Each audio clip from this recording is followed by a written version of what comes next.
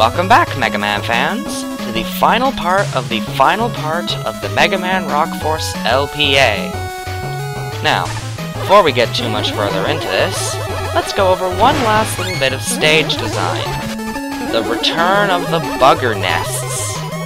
Besides being their usual annoying selves, the buggers serve an additional and far more important purpose. A chance to restock and refuel after the Robot Master rematch. Or at least, they used to serve that purpose. Now, however, they no longer serve they don't have nearly as much value compared to before, thanks to Cutman throwing us that weapon tank earlier. We don't need the buggers because we just get a nice little weapon tank handed to us. That is another reason why I personally think the Rock Force members' help should be removed. As in this stage, I think it actively hinders the stage design, rendering the buggers nothing more than a pointless irritation, rather than being a valuable refill. As for Justice Man himself, interesting little tidbit, he wasn't actually part of the game until near the end of the game's development. He wasn't actually added to the game until it came time for a fortress to be added to the game. And in fact, originally, Deathman was going to be the final boss, and there wouldn't be a fortress. So, interesting little fact there. Justice Man's purpose in development was ultimately to give you an antagonist and a fortress. And, well, not even just an antagonist, his purpose was a fortress, essentially. And with that little piece of trivia out of the way, final boss time. Nice little eagle there, mate. So, you've destroyed my brothers in arms. Now only I remain with a spark of freedom. I will preserve it at all costs, Mega Man. You know this. No! Come home, Justice Man! Dr. Light can fix you! Fix me? I'm afraid you're beyond hope, brother.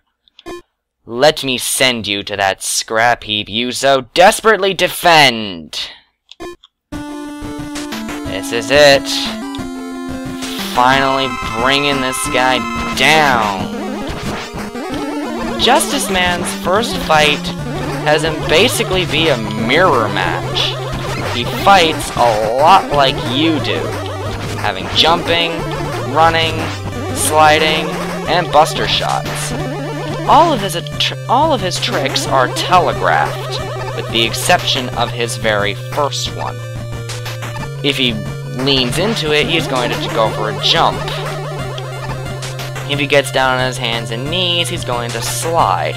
If he raises his fist, he's going for a run. And if he raises his buster, he's going to shoot at you. As demonstrated, for a mirror match, he's incredibly easy. His second phase, on the other hand, this can be very tricky. Especially originally, since he didn't get that fancy intro, meaning he could kind of cheap shot you a little. His attacks include that spiral bullet, which you can launch from basically anywhere. Oh dear. Okay, that worked out well. A berserk spray of bullets that he hasn't demonstrated yet. Oh, there it is. The large spirit bomb-like orb, which he's using again. And once he charges it up, he sprays it at you. He has that dive attack where he breaks the floor. And his final attack are these laser pillars, which actually aren't that dangerous. Oh, hi. Okay, just in case, I'm using a new tank. Oh, great. Thankfully, his floor-breaking attack, he refills it afterwards. Though I don't actually know what sort of control determines which way he refuels. Then he's spamming it. Joy! Okay, there we go. He gets in at least one set of laser killers. Notably, this is a great fight to use Beat in, but as you can see, I'm not too worried about it. I don't need Beat. I can beat him just fine with the Buster. Clearly, there is no justice in this world. Certainly not your flavor of justice, buddy. And Mega Man automatically moves to pick up his circuit board. And on that note, we have ourselves an ending. I've isolated the defects in these integrated circuits. For now, the rebels will return to the way they were. I will also see to it that they are given the jobs they desire. Someday, once humans and technology advance, robots may be able to truly choose their own destiny. What about Justice Man's circuit? I'm afraid it's been damaged beyond repair. Aww. Though, the damage wasn't caused by combat, Mega Man. What do you mean? I mean, it's my fault. I should have researched more before turning him loose. His circuit degraded from running an altered program. His mind wasn't built to handle that kind of independence. So Shockman made him a little too independent, I'm guessing. Had this continued, he would have gone completely insane. He already was. His comrades would have suffered the same fate. By stopping them, you saved them. But was this all for nothing? No, Mega Man. Justice Man's cause opened my eyes. Even if his behavior was the byproduct of a defect, it doesn't invalidate the point he made. What point? I've waited far too long for the expiration law to change. Now it's time to ensure that it's completely abolished. Robots help us in so many ways, often beyond their designs. I need to help others see this, and this is the first step. You'll see, Mega Man. The future is bright. I see. I will clarify, I don't dislike Justice Man as a character. I disagree with him, but he works. I like the fact he's not wily, if nothing else. Mega Man? Yes, Dr. Light? I will always support your decisions, and always encourage you to think outside your programming. But I'm still curious. Why did you form the Rock Force? It's happened so many times, Dr. Light. The world in danger. It seems to always be the case. I wanted to make sure that if one day I didn't succeed, the ones I loved would still be protected. Clever Mega Man is clever. I approve of this highly. I understand. I don't blame you for preparing for the worst, because sometimes it's the only way we can hope for the best. Thanks, Dr. Light.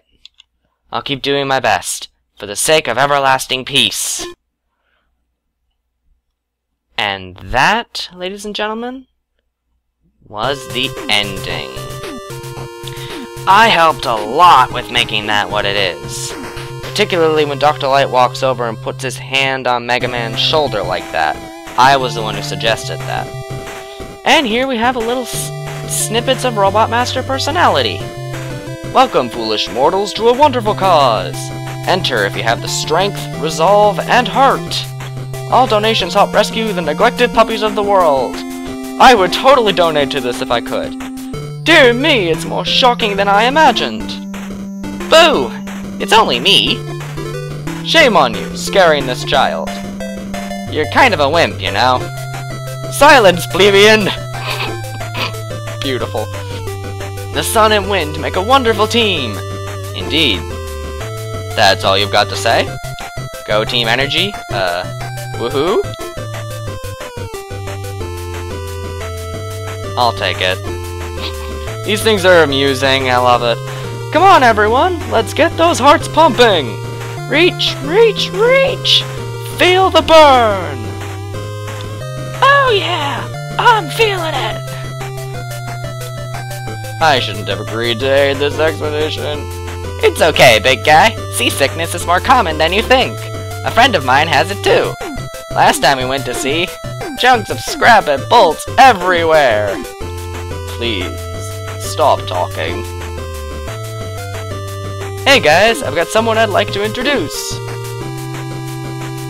I am not reading that because... female voice. I think she's talking to you, Fire Dude. I don't have no hands, partner. Oh boy. Hey, Stretch, how's it going? Almost done sorting, sir. Bring me some oil when you're finished, eh? Sure thing. Is that oil for me?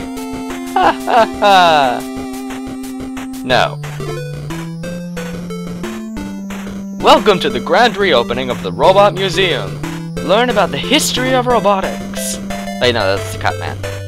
All the way up to the cutting edge. Way to go, not paying attention. Nice. I see what you did there. Ah, thank you. I love how they can both appreciate their puns.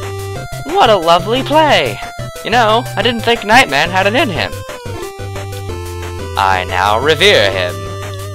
You can say that again. That lady did pretty good too there, eh? I think that's a guy, amigo. Oh. Smooth, Blizzard Man. And that's it. That was Mega Man Rock Force.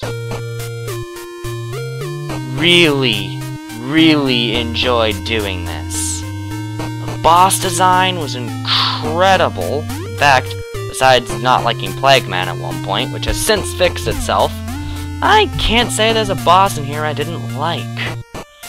Also, I really like this credits tune. It's beautiful. Quite melancholic.